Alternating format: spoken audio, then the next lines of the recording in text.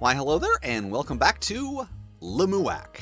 Let's make us a character. And in this episode, we'll be Let's Making Us a Character for GURPS, the Generic Universal Role-Playing System. A game that most people in the tabletop gaming community know of, but haven't actually played, as well as one that has something of a reputation for being overly complicated. GURPS was originally published back in 1986 when the concept of a universal role-playing game was not exactly new, but still novel. But for this video, we'll be Let's Making Us a Character for the 4th edition from 2004, which is also currently the longest running version of GURPS, and has like 200 plus official supplements. But for this video, we will be sticking exclusively with the core rulebooks, because presumably the universal role-playing system should contain everything we need in just the single book. So without further ado, let's make us a GURPS character. Now, being generic and universal provides something of a unique challenge for this video, as normally we just browse through the options and choose from there. However, if we wish to make a GURPS character from scratch, we must first invent the universe. So before we get into Let's Making, we need to know what kind of game we'll be playing, because it could be anything. That's kind of the whole point. And let's just say we are making a character for a game set in the universe of Wild West Cowboys of Moo Mesa. That is something specific enough to require a good degree of flexibility of the rules, but not so out there that it would be unreasonable to expect GURPS to handle it. Now, aside from just setting the basic constraints for characters, the setting also has an important mechanical detail in the technology level, which is the level of technology in the campaign world. And we are in kind of a weird place here because the Old West era was from around the 1860s to the 1890s. For context, the famous gunfight at the OK Corral occurred in October 1881. And that time period just happens to be straddling the line between tech levels 5 and 6. Fortunately, the book does provide a lot of examples for what defines each tech level, and looking at those, it is quite obvious that we want tech level 5. But this is GURPS, so of course it isn't that simple. Characters also have their own tech level, and along with the entire societies within the game world, can have a tech level that is different from the primary one. Which is actually kinda necessary for reasons that I will be discussing much later in this video. But sticking with relevant topics for now, our character will also have a tech level of 5. And now that we know what world our character will inhabit, we can actually get to Let's Making. First, we get a number of character points. Of course, there is not a number of character points, that would not be very universal, so the number is chosen by the Game Master, but the book does provide guidelines and says 1 to 200 is typical, so let's say 150. And that might seem like a lot of points to deal with, and it kinda is, but just to make it a little less intimidating, before we start actually spending all those points, let's look at how we could spend them. By getting out GURPS Fantasy and pulling up the Elf Racial template, which costs 70 points, and the Archer Occupational template for another 75. Then we just make a few choices, and we only have 5 remaining points to worry about. So there we go, a GURPS character, very quick and easy. But of course we are not doing it that way, that would not make a very interesting video. We are going point by point, because that is the level of quality you expect from me and from this series, I assume. We will however take some inspiration from the templates, as it will be helpful to break our character down into a species and occupation. Now, in Wild West Cowboys of Moo Mesa, all of the main characters are anthropomorphic bovines. However, there are also characters who are other animals one might find in the Old West. Except horses, because they still ride horses and that could get weird. And or kinky. So let's say our character is a jackalope, which you cannot prove did not live in the Old West. And also a bounty hunter. And now that we have the basic concept for our character, we can start spending all those points. And we will begin by buying some advantages, which are the basic building blocks of GURPS characters, things that would normally be special abilities and traits granted by a character's race or class. So let's start with 2 levels in Acute Hearing at 2 points per level, which grants a +1 per level bonus on any hearing-related tasks. Then of course Fur for 1 point, which prevents sunburn, but the book also says justifies taking levels in temperature tolerance, so let's also take 1 level of that for 1 point. And of course rabbits jump pretty good, so 1 level of super jump for 10 points, which doubles our jump height and distance. And that's pretty good for a rabbit, but not yet a jackalope. So we will take the Striker advantage. There are multiple versions of it, but we will be taking the Impaling version, which is the most expensive at 8 points, and gives us a natural attack that we will define as Antlers. And to make those antlers a bit more effective, 8 levels of Striking Strength, which increases our effective strength score when determining damage, and will be discussed later. And that costs 5 points per level, so 40 points total, or it would be if not for modifiers. Another thing that I now have to explain. Advantages can be modified with enhancements or limitations, which also increases or reduces the point cost respectively. There are several general enhancements and limitations that can be applied to any trait that they could reasonably affect, but there are also special enhancements and limitations that only apply to specific traits. So for example, if we pull up the GURPS Powers book, we can find a special limitation on Striker Strength, which limits the damage bonus to a single attack, but also reduces the point cost by 60%, knocking it down to only 16 points. And yes, I said I was only going to use the core book, but an example character in the core book has this limitation, and it may be some interpreted application of one of the general limitations that I couldn't actually figure out, so it still counts as being from the core book. And with all of these options, I should probably discuss what limits our choices. And the short answer to that is the Game Master. So in our hypothetical game here, the Game Master has told us that we will be playing as anthropomorphic animals in the Old West. And assuming that Jackalope has been approved as an animal from the Old West, all of the advantages we have taken are reasonable within those parameters.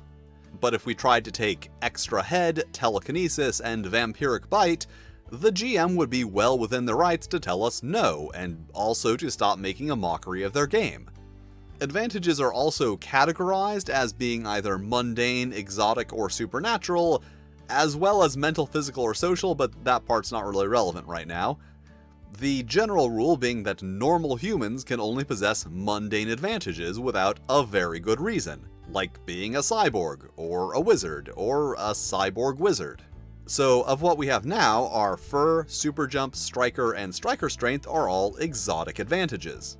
If our character were a human, we wouldn't really have any justification for trying to take those advantages.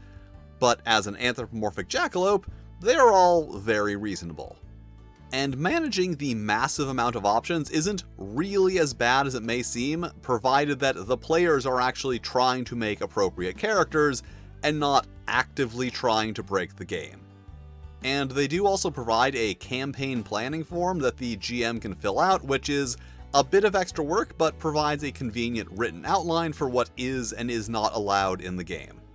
But now on to what the book actually says to do first, but I wanted to explain advantages first, so this is how we're doing it. We have 4 basic attributes: Strength, Dexterity, Intelligence, and Health, each of which starts at 10, and we can increase at the cost of 10 character points per point of Strength or Health, and 20 points per point of Dexterity or Intelligence. So let's buy 1 point each of Intelligence and Strength for 30 points, and 3 points of Dexterity for 60, as it is the most important attribute for our character, and just kind of in general. And if you were thinking that spending 150 points was going to take a long time, we are already down to 20. After that, we have secondary characteristics: hit points, which I'm just going to assume you know what are, and start equal to strength; will, which is a character's resistance to mental and magical effects; and perception, which is how well they perceive things, both of which start out equal to intelligence; and fatigue points, which represent the character's ability to carry out physically demanding tasks, and starts equal to health. We can increase hit points and fatigue points at the cost of 2 and 3 points respectively for each additional point, but I don't really want to. And perception and will for 5 points per point, and let's add +2 to will for 10 points, and +5 to perception for 25. Then we have basic lift, which is equal to our strength, squared divided by 5, rounding to the nearest whole number of over 10, so 24. And this is the amount of weight in pounds that a character can lift over their head with one hand in 1 second. Now, I'm sure you're wondering, does that mean you can lift twice that amount in 2 seconds, 4 times that amount in 4 seconds, and 8 times that amount in 4 seconds using 2 hands? And obviously I wouldn't have brought it up if that were not exactly how it works. Then we have our basic speed, which is equal to our dexterity plus health divided by 4, so 5.75. And basic speed is not rounded, the partial points do matter as it is used for initiative, in which case 5.75 goes before 5. Also, characters who can fly have a fly speed of 2 times basic speed, and it's GURPS, I'm sure there are other things for which having a value between 2 whole numbers is a benefit. We can also spend points to increase our basic speed at the cost of 5 points per 0.25 points of basic speed. So you are probably realizing that basic speed is also very important. And let's spend those 5 points for 1/4 point, which bumps our basic speed up to a nice even 6. Then we have our basic move, which is a character's speed in yards per second, and equal to our basic speed rounded down, or as the book says, less any fractions, which is a weird way to say round down when you literally had an entire section on rounding in the book's introduction. So if we had not bought that 1/4 point of basic speed, our basic move would be 5, but because we did, it is 6. And we could spend 5 points to increase our basic move by 1, but will not. Now we can calculate our encumbrances, whatever, which are equal to our basic lift, then basic lift times 2, 3, 6, and 10. Then we need to calculate our speed when encumbered, which is of course our basic move when unencumbered, then that times 0.8, 0.6, 0.4, and 0.2 rounded down at the various encumbrance levels. Then our dodge value, which is equal to our basic speed plus 3 rounded down, and that is why it is so expensive. And then our dodge minus 1, 2, 3, and 4 at the various encumbrance levels. And if you're wondering why we have to write all this stuff down now instead of when and if it actually comes up, well, apparently writing things down on the character sheet before you play is a key feature of GURPS. And at this point, you might be noticing that we are at negative 20 character points, and that is something we will deal with later. But now, on to skills, which are... you know what, I'm just going to pull one up and explain it from there. Here is the riding skill. You can see here it is a dexterity skill with an average difficulty. And right below that, the skill's defaults, which are dexterity minus 5 or animal handling minus 3. So if we did not have the riding skill, we could still make riding checks, but would do so at one of those 2 values. The riding skill would default to those. Not all skills have defaults, but most do. Then we have the text of the skill that explains how it works, and here specifies that we must specialize by a specific type of riding animal. And that dagger symbol by the name is an additional signifier that this is a skill that must be specialized. And obviously, for a Western game, we want to specialize in riding horse. And finally, some conditional modifiers down at the bottom, like +5 if the animal likes you, and a variable bonus based on the animal's mount skill, which is one of those I'll talk about it later things. Now, the price of skills is based on the desired level of the skill relative to the associated attribute and difficulty. So earlier, you may have noticed that unlike Dungeons & Dragons, where the ride skill defaults to your dexterity modifier if you have no ranks, here it defaults to dexterity minus 5. And as an average difficulty skill, we could spend 1 point to raise that to dexterity minus 1, 2 points for just dexterity, 4 for dexterity plus 1, and then 4 more points for each plus 1 after that. And I will be referring to all skill levels of a specific cost as a skill rank, just because it makes it easier to talk about. Now let's look at guns, which is another dexterity skill, but one that is easy, and also another skill that requires specialization. But unlike riding, this one is also marked with a TL for tech level. Basically, a skill with a tech level is taken at a specific technology level. Generally, this would be the same as the characters, but you could hypothetically take it at a lower level if your character was fond of archaic weaponry. But we will be taking it at tech level 5 and specializing in rifles. And as an easy skill, each rank we buy is going to give us one level higher than our riding skill, so for the same 4 points, we get dexterity plus 2 instead of dexterity plus 1. And now for the rest of our skills, let's take Area Knowledge, Mu Mesa at rank 2, Brawling at rank 3, Fast Draw Long Arms at rank 2, Fast Draw Ammunition at Technology level 5 and rank 2, Intimidation at rank 3, Lasso at rank 2, Observation and Survival at rank 2, and Tracking at rank 3, so we can track down them no-good outlaws.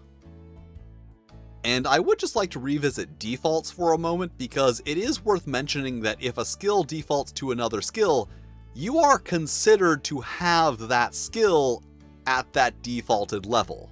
For example, we have Observation at rank 2, and a level of Perception plus 0, or 16.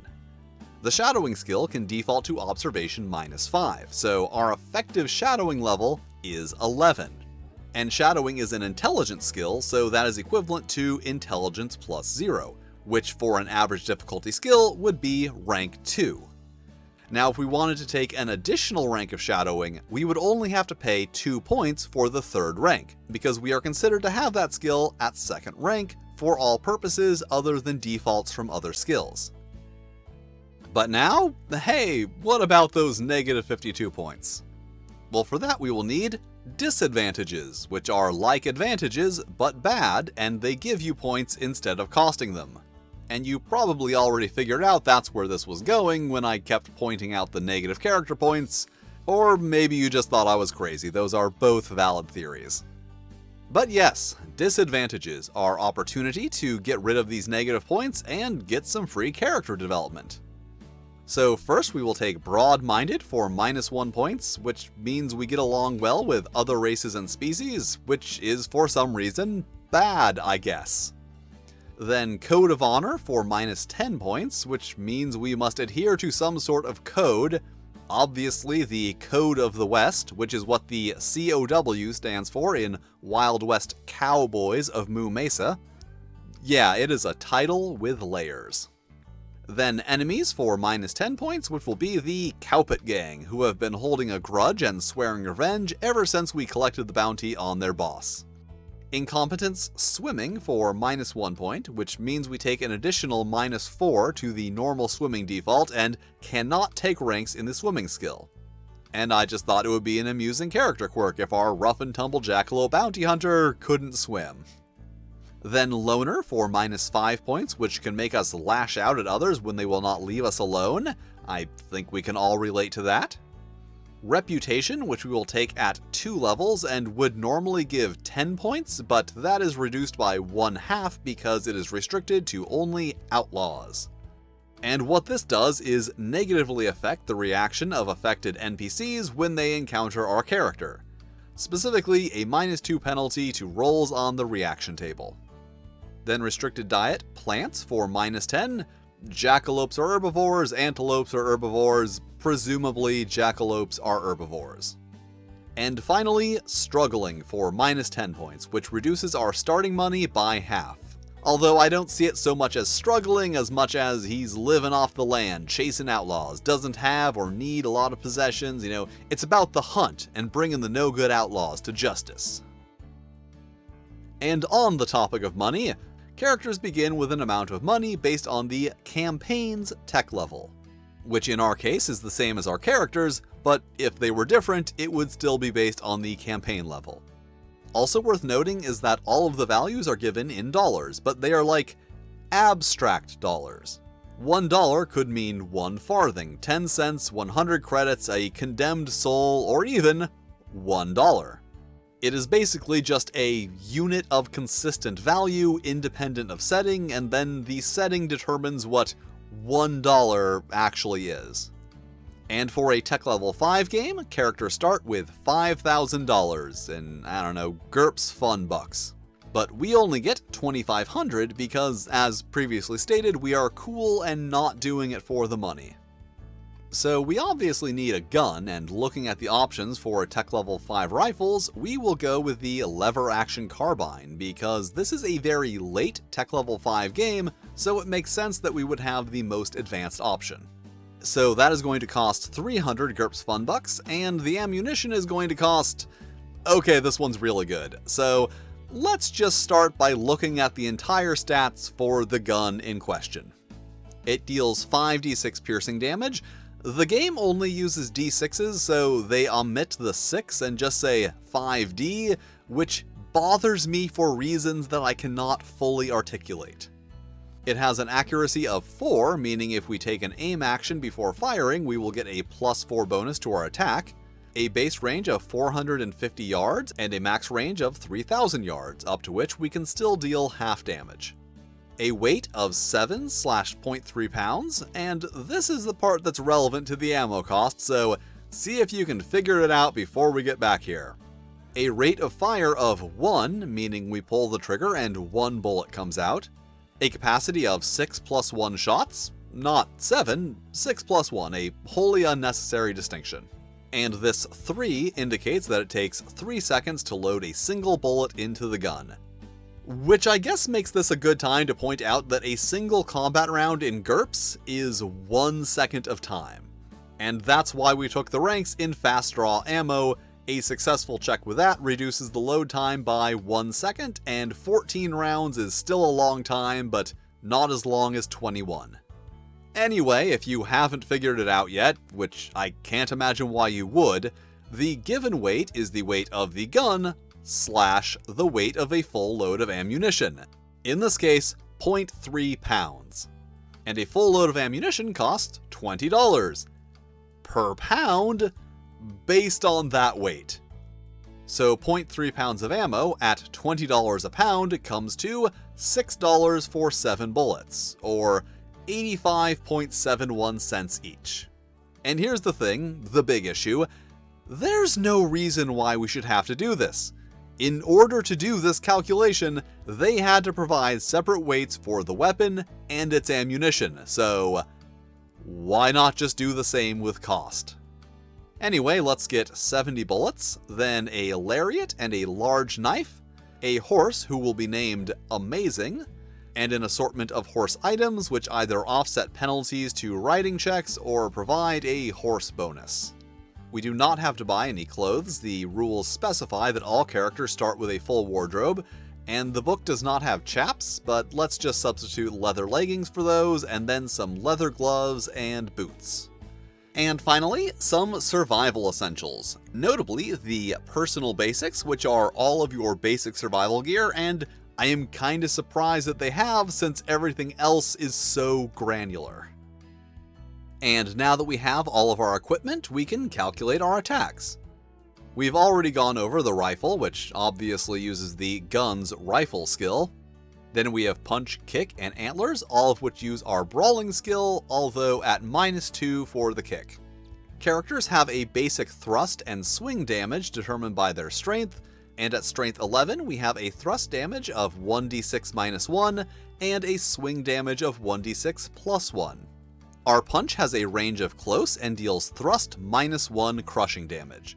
However, the brawling skill also gives a +1 per die damage bonus if at dex +2 or higher, which, hey look, is exactly what we have, so just basic thrust damage. Our kick has a range of close or 1 yard, and a regular kick deals thrust damage, but a kick with boots deals thrust +1. So with our brawling bonus, 1d6 +1 overall.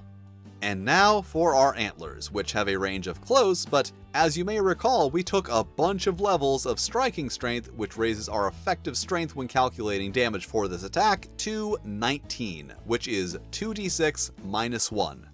And it is worth pointing out that at this strength level, swing damage is 3d6 +1. As strength goes up, swing damage increases significantly faster. But also, compare that to the 5d6 our rifle does with 10 strength.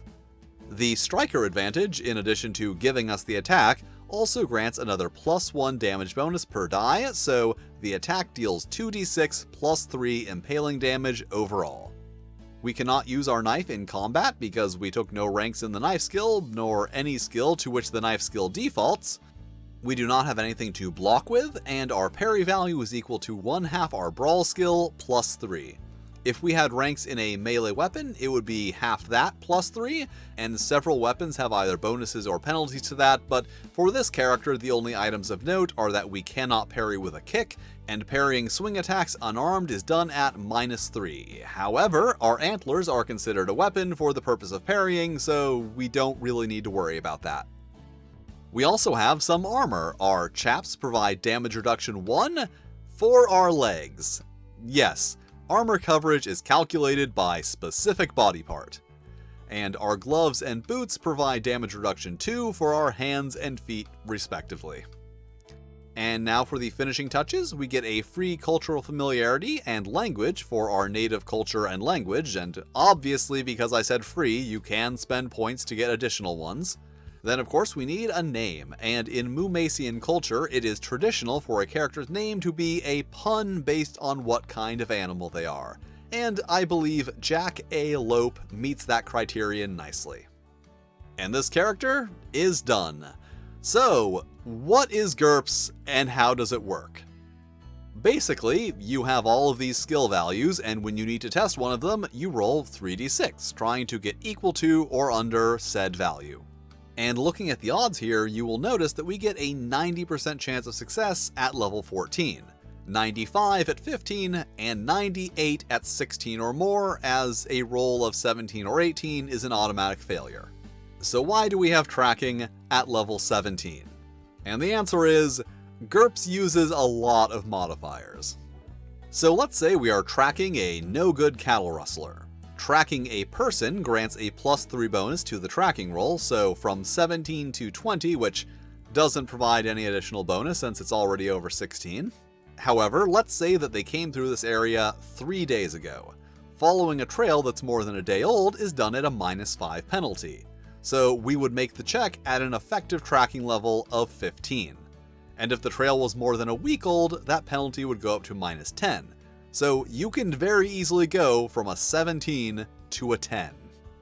And that is kinda how GURPS works. Each individual skill and advantage is like a tiny rules module. They all follow the same set of base mechanics, and many of them specifically interact with each other, but they are very much designed to be modular, so that they can be added and removed as desired. But now let's say that we have caught up with aforementioned cattle rustler and get to scrapping. We take a swing at them with our antlers, because we spent a lot of points on them, rolling against our brawling skill and succeeding. Which only means that we attacked well. The enemy still has a chance to dodge the attack. But they do not, so we roll the 2d6 plus 3 for the damage and get 9. And also, let's say that they are a lizard or something and have damage reduction 2, so I can talk about penetrating damage. Our attack dealt 9 damage, which was then reduced by 2 from the opponent's natural armor. And the remaining 7 is our penetrating damage, the amount of damage that penetrated the armor. So now to talk about damage types. A physical attack can generally deal either crushing, cutting, impaling, or several types of piercing damage. And most of those modify the penetrating damage at the rate of half penetration for small piercing, regular penetration for crushing and piercing, plus 50% penetration for cutting and large piercing, and double penetration for impaling and huge piercing damage. And since 7 points of damage from our attack penetrated the enemy's damage reduction, our double penetrating thrust damage total is 14. And no, I didn't have to phrase it that way, but I did anyway. And that is the amount of GURPS rules that I feel like discussing in this video. So, GURPS, the generic, universal, role-playing system. The LEGO basic set of role-playing games. They give you a lot of pieces that you can use to build, whatever you want. For example, I wasn't sure exactly which advantage to use for antlers. However, there are stats for a deer in the book, so I was able to just look at that, and because the deer is made of the same pieces as the character, I was able to just take that antler piece and put it on my character. So that is good, but it's also kind of bad. Remember I mentioned the mount skill, which is the skill of serving as a mount, which is obviously intended almost entirely for domestic animals, but, you know, no kink shaming. However, it is just mixed in with all of the other skills. And that is the thing, all of the pieces you need to build a caveman, a hacker, a wizard, or a horse are all just kind of jumbled together, and it can make it a little difficult to find the things you need, especially if you aren't sure what those things are. More than any other game I've looked at for this series, GURPS really requires you to know what you want of your character before you start. But even then, it can be a little difficult to find the things that you need or want because you have to sort through all of the options for every possible character. And that can make it somewhat unfriendly for new users, which I unfortunately have to specify is a bad thing. And the whole thing wasn't like hard, it was just a lot of work. And not to toot my own horn here, but like, this is a thing I do on a regular basis, so I've got at least a +1 bonus to learning new rule sets and making characters. And for someone who doesn't regularly do that, it is going to be a bit more difficult. And that is with using a spreadsheet. I don't want to think about how people were doing this in the 80s without spreadsheets. So that's a pro tip. If you're making a GURPS character, use a spreadsheet. If you are watching this video, you have access to spreadsheets. You know, it's a perfect opportunity to learn how to use them if you don't already know.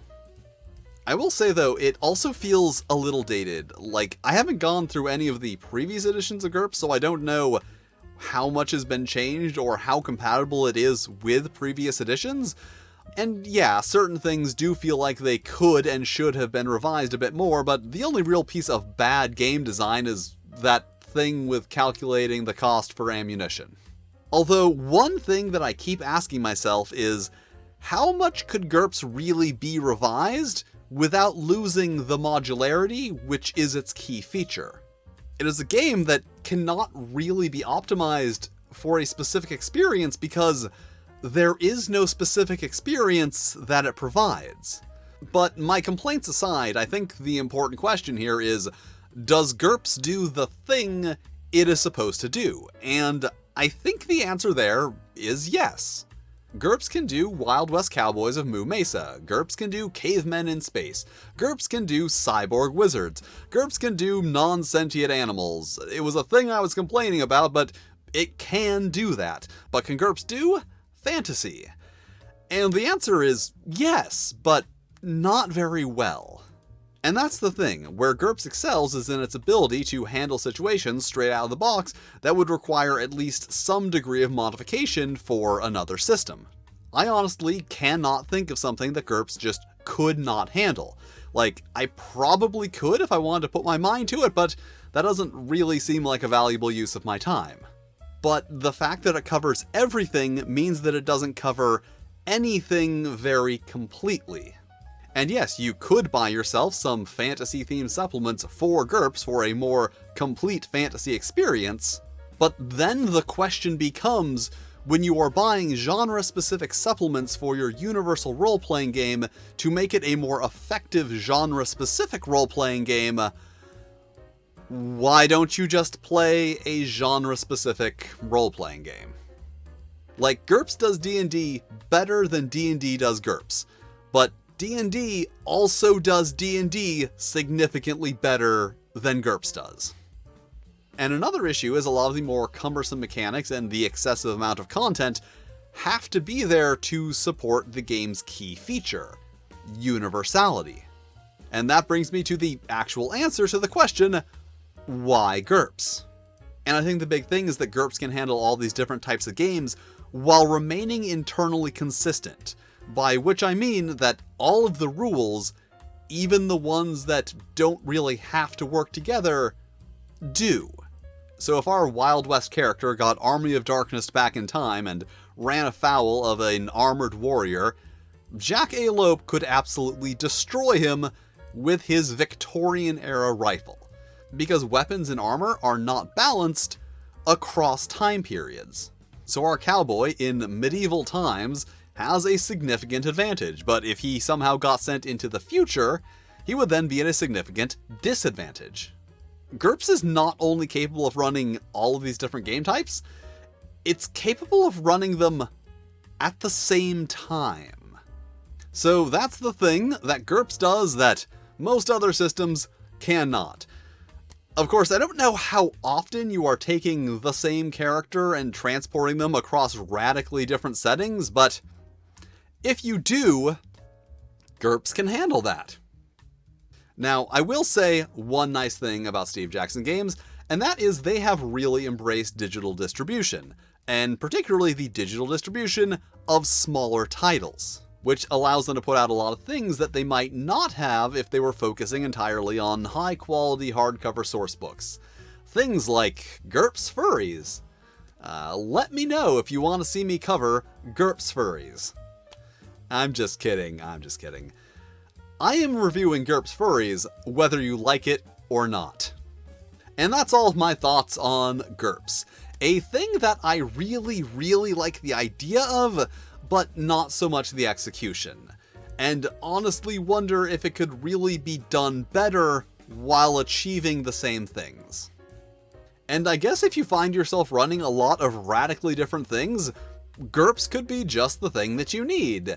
However, it is always going to be at a disadvantage when compared to games that offer specific experiences in specific settings. And thank you for watching, with extra special thanks to my Fight and Flail Snails, Samuel Gorski, and Randy Mulholland. If you'd like to be cool like them, check out my Patreon, where you can get early access to videos and fun stuff that I make for the Patreon. Also, I have a Ko-fi now. You can give me money there if you want, but if you don't want to, that's cool too. You can still hit all the lovely buttons, like, subscribe, these other videos, lovingly selected by myself or the YouTube algorithm, which I am sure are lovely videos that you will also enjoy. And I will see you next time.